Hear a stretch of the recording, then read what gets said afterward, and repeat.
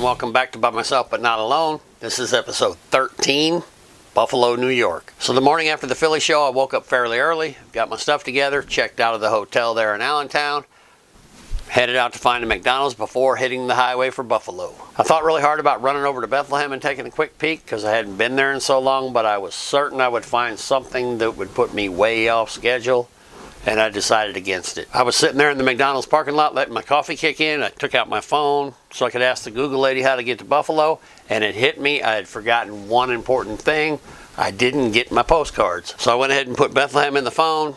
I was 15 minutes away, so I figured why not? Looks like I was going to get to see Bethlehem after all. I hadn't seen a truck stop for quite a ways on the highway, so I was hoping to find an old pharmacy, maybe an old mom and pop style grocery store like I had outside of Pittsburgh. But I was willing to drive back towards Philadelphia all the way if I needed to, whatever it takes. I was on a perfect postcard run and I wasn't going to break the chain there, but I headed to Bethlehem hoping that it would work out easily. As soon as I got into the city limits of Bethlehem, the first thing I saw was an old drugstore. I pulled on in. I asked the lady behind the counter if they had postcards, and she said that they had just shipped the last ones in the store back to wherever they got them from. They were no longer going to carry them. But it was my lucky day. She knew for a fact that a local grocery store had them. She gave me the directions to a store called Wegmans. I'd never heard of that. Evidently, it's a pretty big chain around that area. So I went on in, headed right to where she told me they'd be, right next to the service counter. I picked a couple out, took them over to the counter to pay, and I met a very cool lady. She was my kind of girl. She liked to talk. She said, well, you're buying postcards, so I think it's safe to say you're not from around here. Where are you from, and what brings you to Bethlehem? So I looked behind me to make sure I wasn't holding up the line. There was nobody back there. I hesitated for a minute because I knew this could turn into a long story quickly. I said, I don't know if you know who Metallica is, but I'm in town. I went to the show last night.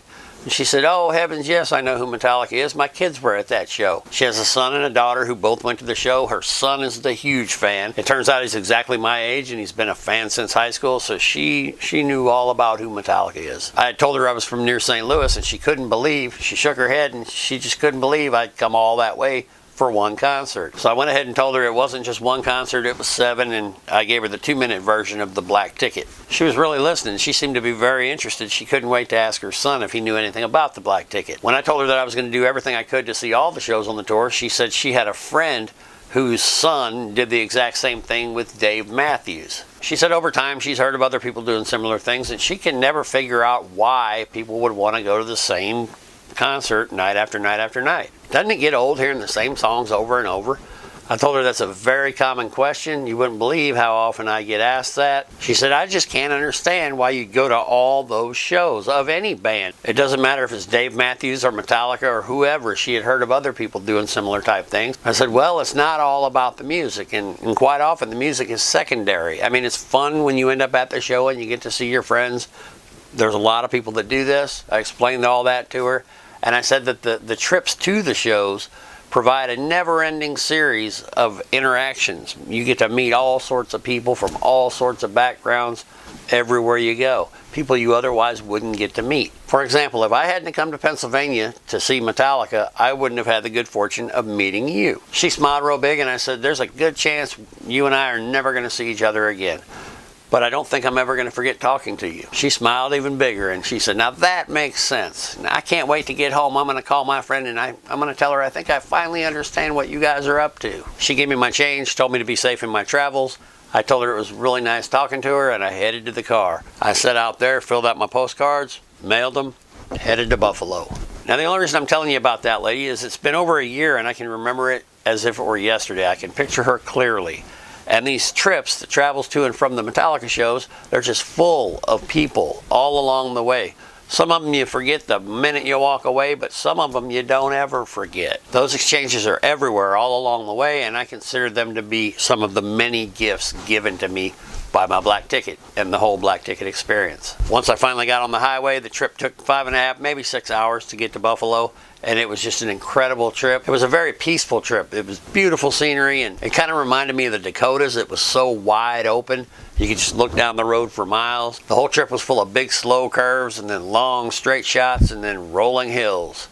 And before I knew it, I was there. I really enjoyed that ride. There was rain in the forecast, but I didn't really see that until I got into Buffalo. I got there plenty early. I could have got settled in the hotel, got ready, and gone down to the pre-party that everybody was texting each other about. But I figured with my back, it was probably smart if I would just go ahead and take it easy. So that's exactly what I did. It was raining when I woke up, so I checked the forecast again, and it looked like we were in for some nasty weather. Just cold, windy rain. I wasn't really looking forward to standing in line all day in that type of weather, but I figured if it got bad enough, I could run back to my car and hide there. So I headed on down to the KeyBank Arena. That's the home of the Buffalo Sabres, and when I got there, I was in for a double dose of surprise. The first surprise was proximity of the parking garage. It was right across the street. You could literally throw a rock and hit the building. And the second surprise was this was only the second venue out of all the shows so far that let us line up inside the building. We didn't have to stand out in that nasty rain all day. It wasn't raining that hard, but it was light, nasty rain. It was windy and cold. When I got inside, I saw quite a few black ticket holders were already there and other people. I was so happy that we weren't going to be outside all day. There was only one thing to do, and that's go straight to yapping. So I started getting some interviews going. I got to hang out with a lot of cool people that day. The show itself was right in line with the rest of them. It was everything that we've come to expect with Metallica. The crowd was very large. They were wild. I believe I read the next day there were approximately 18,000 in attendance. It was a big crowd. We had a great set list, good rotation. The songs of the night for me would have been The Four Horsemen, Leper Messiah, and Battery. After the show, we went right next door to the bar where they had held the pre-party the night before. Well, the same bar was putting on an after party. I really didn't stay too long. The place was packed. You could barely move. There was a tribute band on the stage in the back. They sounded really good, but I always have a hard time getting into a tribute band right after seeing the real deal. I'm not knocking the band at all. I just kind of wanted to get out of there and get a little bit of rest before heading to Albany. I was mainly there to find Rob Bradley, aka Chicago Rob. Now, he had been road tripping the whole leg with Dustin Pomeroy from Canada, and since Dustin was so close to home, he wanted to run home and spend a day there. Rob asked me if I'd mind giving him a ride to Albany. Dustin would just drive up the day of the show. So I told him absolutely no problem, and I further extended the offer. He lives in Chicago, so I told him I didn't know what his plans were from getting home from Albany to Chicago, but if he wanted, we could just turn it into a full-blown road trip, and after that show, I'll swing through Chicago and drop him off on my way to St. Louis. So that's what we planned on doing. My plan had been to drop Rob off at his hotel, and then I'd know where to pick him up in the morning. Then I was going to go back to the old Motel 6 that I stayed in, spend another night, and then get him in the morning. But he said, that's kind of ridiculous, man. We're only going to be crashed for a couple hours. Why don't you just stay in my room? It's only got one bed. But hey, I don't mind the floor. It's good for my back. So that's what we did. We went on back to Rob's hotel. We got up bright and early the next morning, stopped at, I believe we went to Tim Hortons, got something to eat, and headed for Albany. To the people of Buffalo, I'd like to say I really enjoyed my trip to your town. You got a really nice place there, awesome arena, friendly people everywhere I went. At the show itself, you guys rocked it. Thank you. To everyone else, I'd like to say thanks for watching. If you like what we have going on here, we'd appreciate it greatly if you consider subscribing to the channel. Next episode, Albany, New York. We'll see you there. Until then, rock on. Who are you and where are you from? I'm Nick Garzolini. I'm from Fort Worth, Texas. It's Aaron Gither from Detroit, Michigan. Okay, my name is Francisco. I'm from Costa Rica. Name's Shane from Niagara Falls, Tracy, same place. Canada. You guys married? Yep. Metallica couples are cool. I am Mark Caruso. I am from Hershey, Pennsylvania, and I am a black ticket holder. This is Mark, black ticket holder from Chicago. Who am I? My name is Linda Craig. I'm from Lincoln, Nebraska. I'm Matt Van Horn from just outside of Washington, D.C. This is show number 72 for me. You already answered my next question. Have you seen Metallica before? And yes, Just you a have. couple of times. There you go. How long have you been a Metallica fan? Since March 11th, 1988. I saw him for the first time on the And Justice for All / Damaging tour at the Norfolk Scope in Norfolk, Virginia. About 30 years. Have you seen them live before? Yep, this is actually my 87th show. 87. Well, that's a good question. Since the Black Album, I think I had like 10 years old when I heard that first time. Okay. Have you seen them live before? Yeah. Today is my 13th, and I wish I could do a little bit more. Hey, you're doing it now. Yeah. Alrighty. Have you seen Metallica before? Yep, We have? probably 7 or 8 times. I think. How long have you been a Metallica fan? What is it? Since I was 5. 23, so that's like 18. It's like 18 years. Alrighty, have you seen them live before? This is my 7th show. Since the Justice for All video came out, Have you seen them before live? a few times. Got a number? We're in Buffalo, and this is show number 74. Right on. I first heard them with And Justice for All. I wouldn't say I consider myself a real fan until the Black Album came out. So if you go from 91 until it's 2018 now. Have you seen them live before? Yes, I have. I have. Do you have a number? This will be 39 tonight. I've been a Metallica fan since 1994. I saw my first show in 1999. Alrighty, I was going to say you've seen them live before, so how many times have you seen them now? Tonight will be number 16. Wow. Do you have a favorite album? I do. And Justice for All, obviously. My first story. Okay, do you have a favorite song? That's a hard question. They're all great. That's an easy answer. If I had to pick one, it would be To Live Is to Die. Nice. Can you narrow it down to one favorite song? That's tough. Fade to Black, probably. Yeah. That's my favorite song as well. Nice. Can you narrow it down to a favorite album? Gotta go Master of Puppets. From start to finish, all 8 songs are just perfect. Yep, it's the perfect album. Yeah. Do you have a favorite album? Well, Black Album, I like it very much. I don't know if I have a favorite, but I mean every album has its thing. I mean, I love them all pretty much, I guess. That's a trick question. That's why I ask it. Yeah. Okay, same thing with song. Do you have one favorite Metallica song? Well, I'm Forgiven. I like it very much. Creeping Death, Sanitarium. I can give you a huge list, I believe. Yeah. So there's one that I always wanted to hear live. I know it's a cover, but I want to hear that. What is it? So What? Oh, I haven't heard that live in a long time. Yeah, I know. Yeah, you never know. They might play it. Yeah, hopefully they do. Hey, that you never know. Are you going to any more shows? Yeah, I'm going to Albany next week or on Monday, I believe. Yeah. Next on Monday. Yeah, and that's the only 2 shows for this leg for me. Doing pretty good though. That's quite a trip. Yeah. That's quite a trip. Do you have a favorite album? I'm listening to a lot right now in Justice for All just because it's the anniversary of it. So I do not. All the music's good. I like all of it, but I couldn't say what my favorite is. Yeah, that's why I asked. It's kind of a trick question. Yeah. Same with song. Do you have one song that? no, it's too hard to pick one. No, just good. All good. Same answer as All before. good, yeah. Master of Puppets. March 3rd, 1986, Master of Puppets. Favorite song and favorite album. I absolutely love it's like the first only metal album that the government later 30 years actually proclaimed that it's a genius masterpiece. It's like the only metal album that the government has actually said that about. And it had to take them 30 years to announce it on the 30th anniversary. I wouldn't say I have a favorite album per se, but I'd say top 3 are Ride, Justice for All, and Master of Puppets. The order changes depending on the day of the week, time of day, but definitely one of those 3 I would consider my favorite at any given time. How about favorite song? Favorite song, I'd say Disposable Heroes. Ooh, haven't had that one yet. Jeez, that's changed so much. I keep going back to Ride the Lightning though. It's just like perfection from top to bottom, really.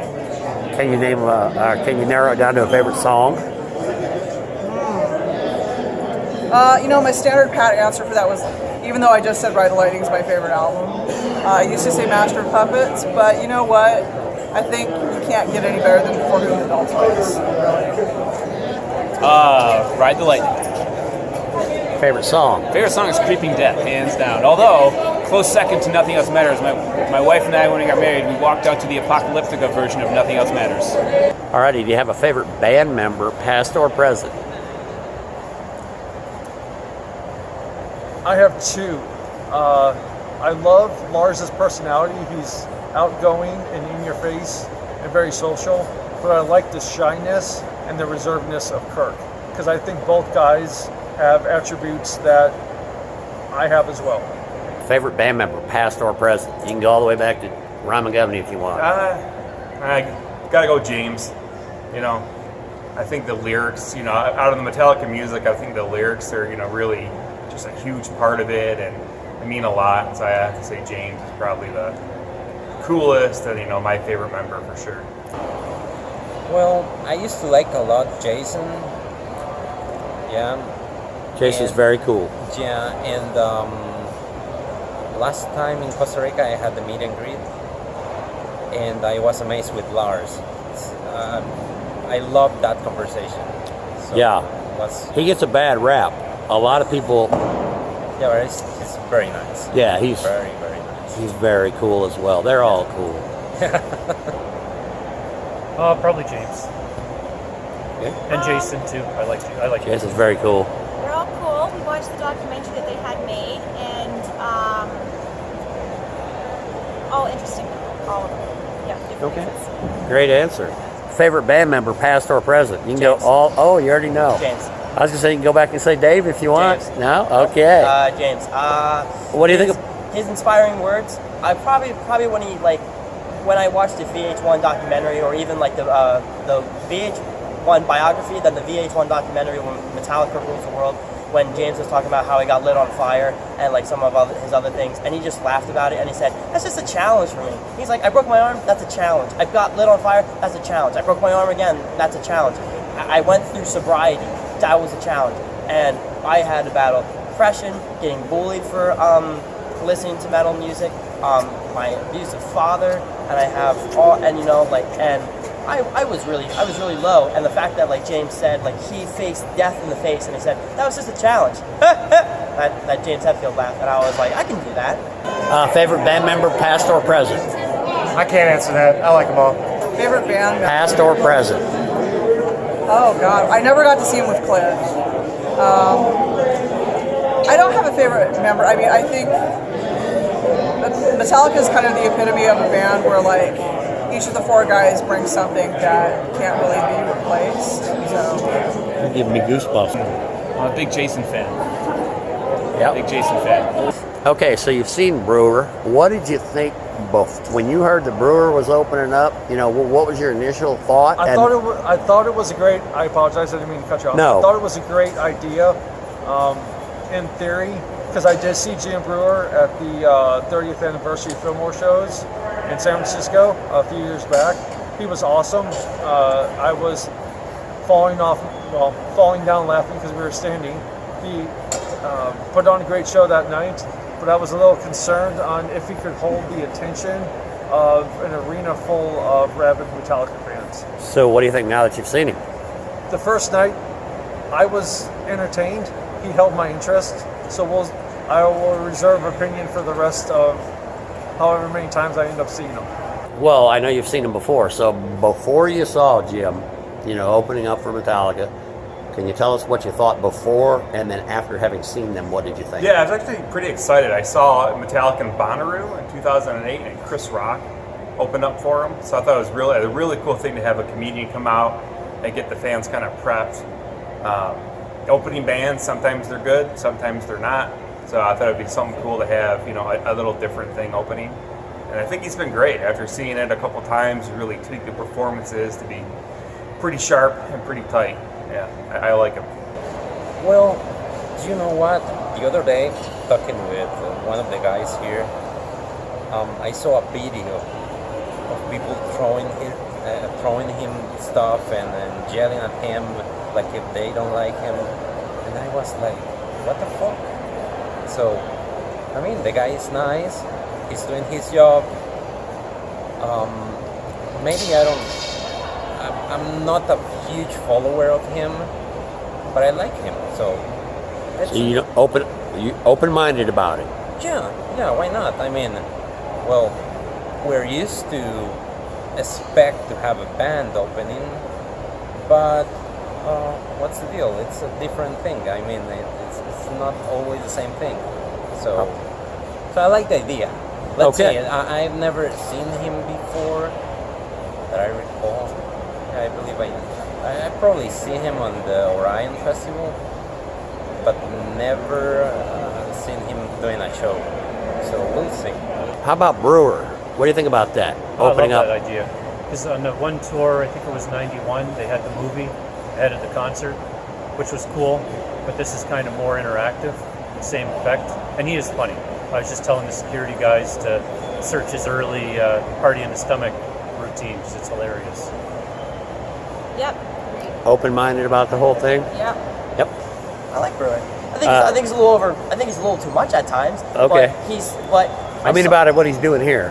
What Oh what my did gosh, you what he did you has think balls to do before you saw him, and then now what do you think? I saw him at Rock Allegiance. He got booed off the stage. It was not that well of a performance, but here he's actually kind of ditching the dad gig. Like, oh, I'm a dad, yeah. Like he's more like just he's more getting the crowd laughing and then pumped up. And he's like this stand up when I'm watching him doing is right.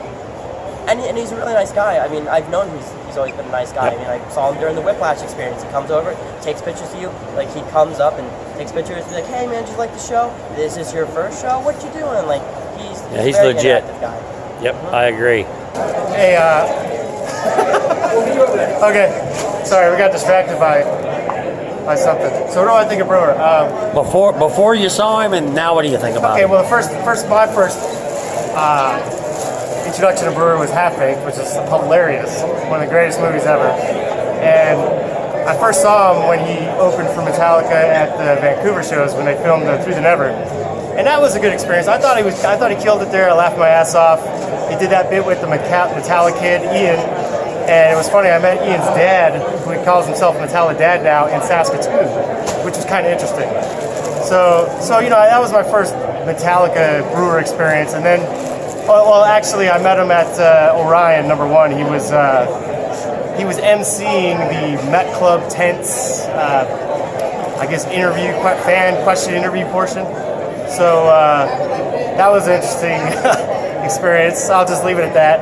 And so when he opened up the shows here, I thought I got there late in Madison because I was drinking, so I got there at like 8:30, and by that time he was having the crowd do this chant thing, and he was getting booed pretty badly. So I was like, oh, this isn't going well. But then he brought one kid back into the tuning room, and I was like, well, shit, that's how awesome is that? That's once in a lifetime. So I could say for all the booing, sorry, I'm long-winded. No, it's okay. For all the booing, if you bring a kid in the tuning room, that's worth the price of admission right there, in my opinion. But I haven't seen that since. Then a couple shows later, I started coming in early and caught his whole set. And I think, since then he basically does about 30 minutes of stand-up, and then he does some games, which have varied, and then he throws out T-shirts, and gets Lars to talk, or he had James on the other night. So I like the variation. I appreciate it. I think it's cool. Definitely like how he's modified it to this point. What do you think about Brewer? I know you've seen him before, but He's funny. I'm a fan. going into it before you saw him, what did you think? And then now that you've seen him, what do you I think? knew, obviously, I knew him from back in the day on Saturday Night Live. I know he probably doesn't like being reminded of it, but I always thought like Goat Boy and Joe Pesci were hilarious. I didn't know until this tour that he has his own podcast, but obviously I knew of him from when he did some MC for the Fillmore gigs. There's a hysterical video, I'm sure everyone who sees this video will have seen it, of Jim Brewer talking to the guys, just asking them some crazy questions from, I think it was was it World Magnetic Tour? Probably. That's a great interview. I'm not sure where it came from, but yeah. Look for Jim Brewer Metallica on YouTube. I'm sure you'll see it. It's awesome.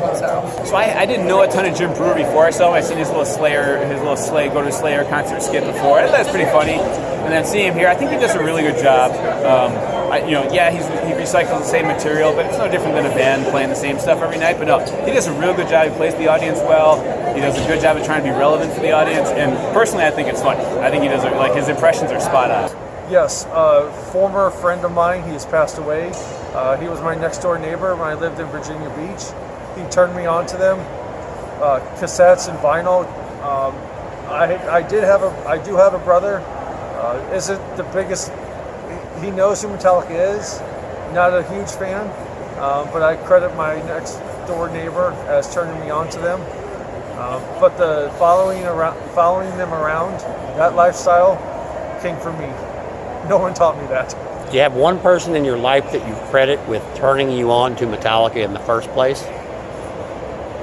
Probably a friend when I was 14 gave me a tape with a couple of songs from Ride the Lightning on it and a couple of songs from Kill 'Em All.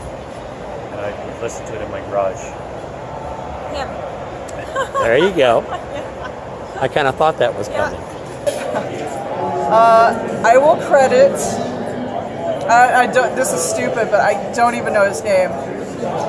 How I first became aware of Metallica is elementary school. Stand in line to get into the lunchroom. There was always this kid. We'd line up alphabetically, which is it's dumb. I can't remember his name, but he had Metallica shirts.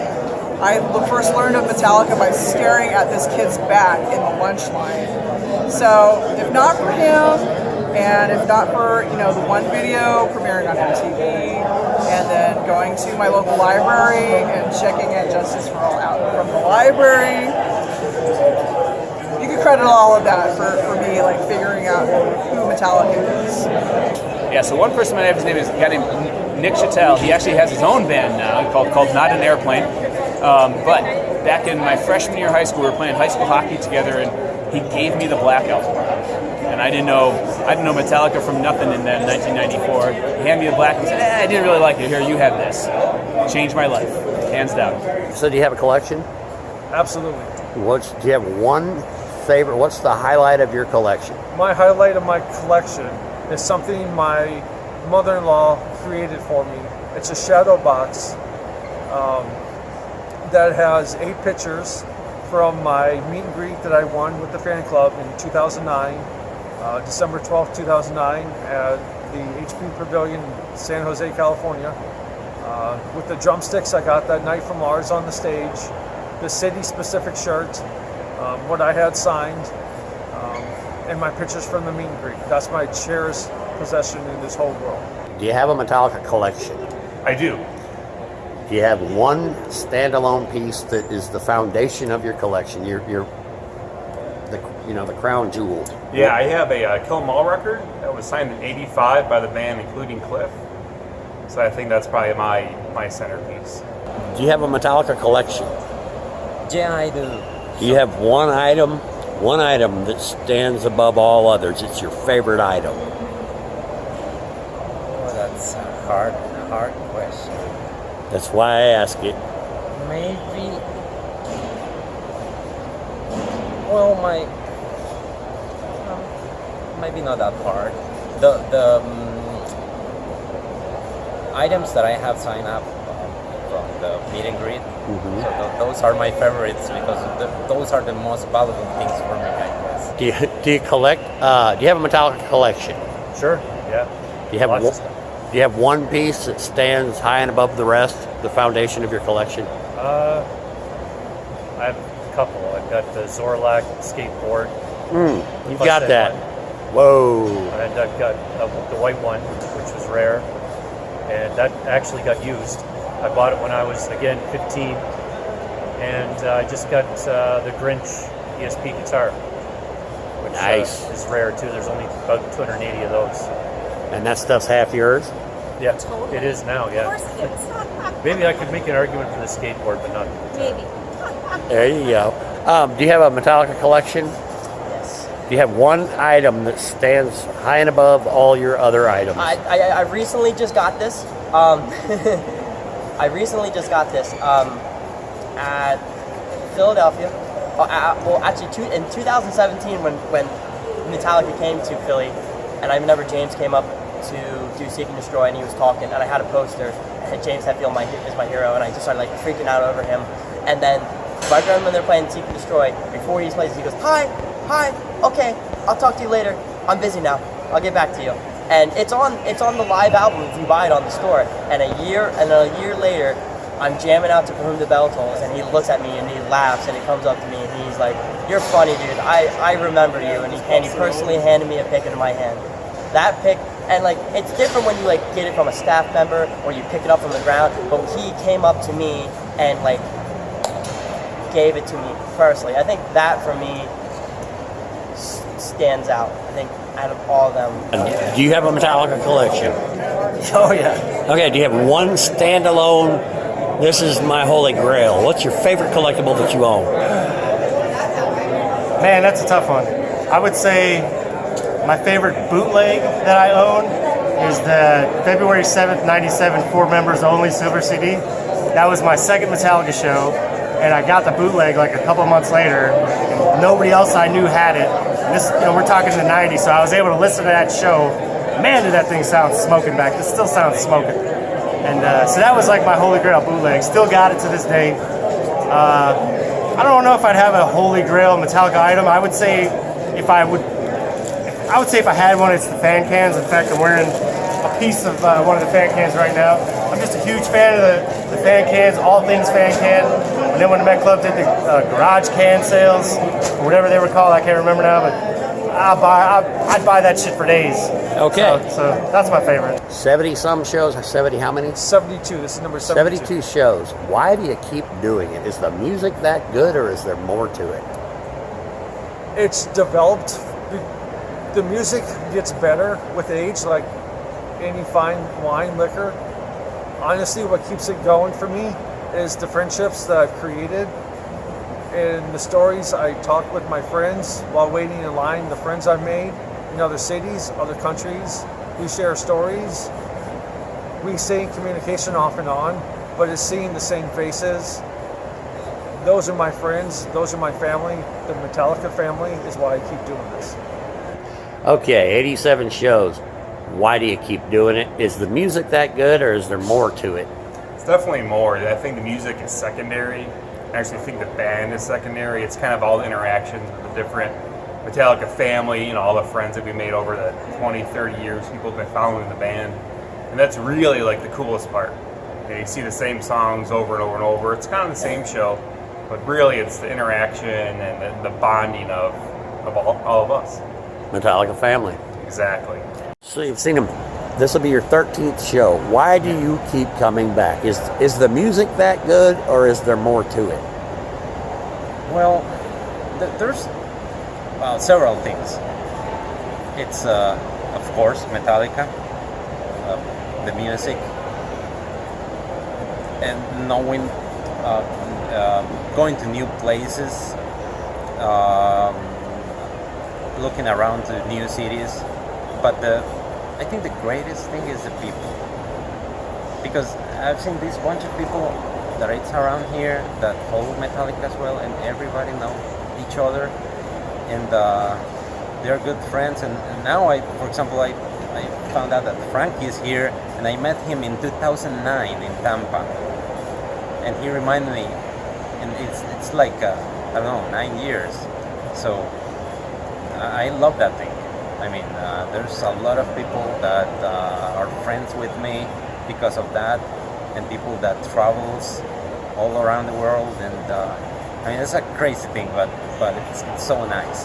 That's a family thing that makes it even better, I believe. Why do you keep doing it? Is the music that good or is there more to it?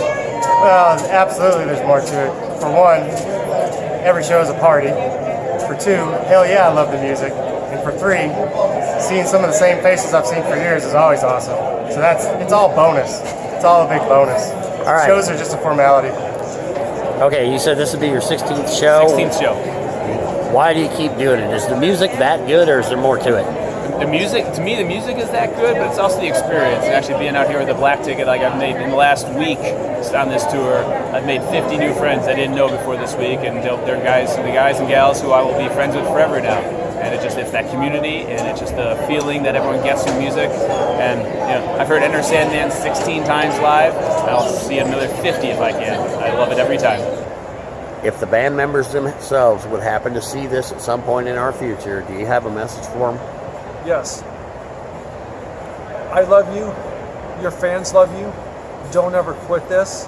No matter how tired you may get, if you're sick, you always put a smile on our faces, and this is why we do this, to come see you guys. You're even half of your best is still 100% what we want to see. Do not ever stop. If the band members themselves happen to see this at some point, do you have a message for them? Yeah, just thanks for 30 plus years of great memories and the opportunity to meet so many people around the world. It's been great. Final question, I'll leave you alone. Okay. If the band members themselves happen to see this video, do you have a message for them? Well, a couple messages. Play So What tonight. Okay, Then, that's a good one. Go to Costa Rica as soon as possible. That's another good one. And I hope to see them playing for 100 more years. So I enjoy that very much. Okay. And, I plan to keep traveling to see them as soon as I can. And well, it's I don't know. I don't know what to say. No, that's a fine answer. If the band members themselves should happen to see this, do you have a message for them? Stay true to yourself. Making good music. Don't change. Thanks for all the music over the years. Loved it. If the band members themselves at some point in the future see this video, do you have a message for them? I actually wrote, I remember when they were doing the thing for the European tour and they asked people to send pictures and then like send a message into it, and I just wanted to say thank you. I really don't know what else to say without coming off like a little fangirl, but to keep it short and sweet, thank you. I'm just one of the thousands, if not millions, of people that you inspired and helped throughout their life, and I don't know what else to really say about that. Last question, I'll leave you alone. If Metallica themselves happens to see this footage, do you have a message for them? Yeah, thanks for all the years and keep rocking. I think I got them all, except one. If Metallica themselves happens to see this, do you have a message for them? Thank you. You've been part of the soundtrack of my life.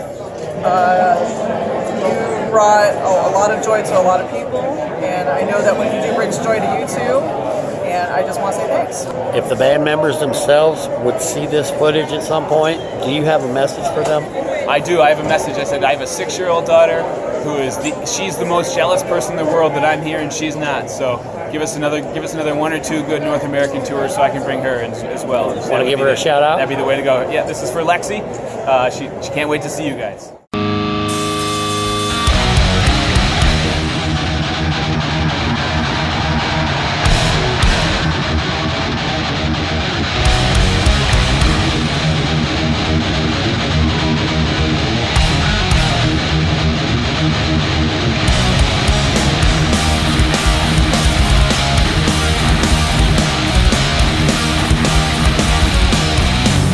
But last best to the focus, oh, better read you